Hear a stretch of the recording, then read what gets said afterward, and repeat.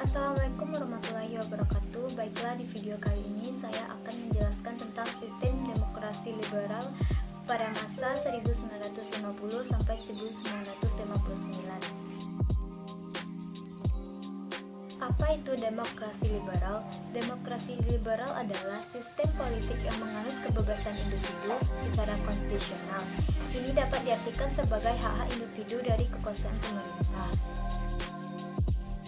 Selanjutnya, latar belakang terjadinya demokrasi liberal itu adalah yaitu karena Indonesia yang kala itu benar-benar terbebas dari gangguan Belanda berusaha memperbaiki jalan negaranya. Bentuk negara serikat kala itu dirasa tidak cocok dengan semangat persatuan rakyat Indonesia. Ada 7 kabinet pada masa demokrasi liberal. Yang pertama adalah Kabinet Natsir 6 September 1950 sampai 21 Maret 1951. Kabinet ini merupakan kabinet yang pertama dipilih untuk menjalankan pemerintahan setelah periode RIS dan dipimpin oleh Muhammad Natsir dari Partai Masyumi, maka disebut Kabinet Natsir.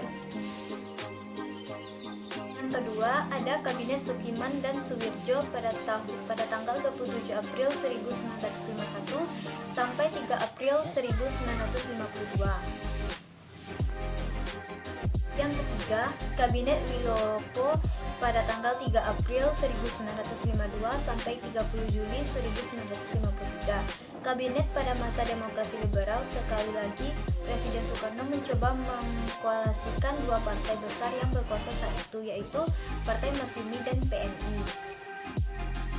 Selanjutnya yang keempat yaitu Kabinet Ali Sastroamidjojo pada tanggal 31 Juli 1953 sampai 12 Agustus 1955. Kabinet keempat ini ditunjuk oleh Presiden Soekarno tanpa dukungan Partai Masyumi.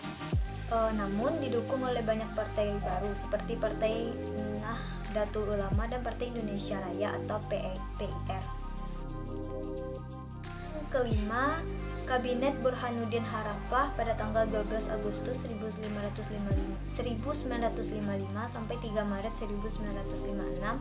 Kabinet Burhanuddin Harapah tidak langsung menggantikan Kabinet Ali Sastroamidjojo karena pada waktu itu Presiden Soekarno sedang menunaikan ibadah haji.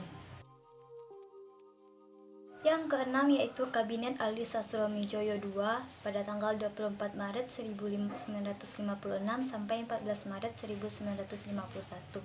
Disebut sebagai Kabinet Ali II karena sebelumnya Ali Sastroamidjojo pernah menjabat sebagai Perdana Menteri. Kabinet ini dibentuk berdasarkan keputusan Presiden nomor 65 tahun 1956. Terakhir yaitu Kabinet Insinyur Juanda pada tanggal 9 April 1957 sampai 5 Juli 1959. Kabinet pada masa demokrasi liberal ini merupakan kabinet yang di dalamnya banyak tokoh yang ahli dalam berbagai bidang dan bukan lagi kabinet yang terdiri dari partai-partai pendukung. Selanjutnya ada dampak positif dan negatif dari demokrasi liberal. Dampak positifnya yang pertama yaitu kebebasan dalam berdemokrasi, yang kedua kebebasan di sistem multipartai, yang ketiga kemajuan dalam beberapa sektor industri. Dampak negatifnya yaitu yang pertama tingginya kesenjangan sosial, yang kedua kebijakan pemerintahan yang berbelit-belit, yang ketiga kondisi negara menjadi tidak stabil. Kegagalan demokrasi liberal. Kondisi ini menyebabkan partai-partai dengan ideologi yang berbeda saling bersaing untuk menguasai pemerintah dan menjalankan programnya. Kabinet terpaksa didukung oleh sejumlah partai berdasarkan hasil usaha pembentukan partai atau kabinet formatur.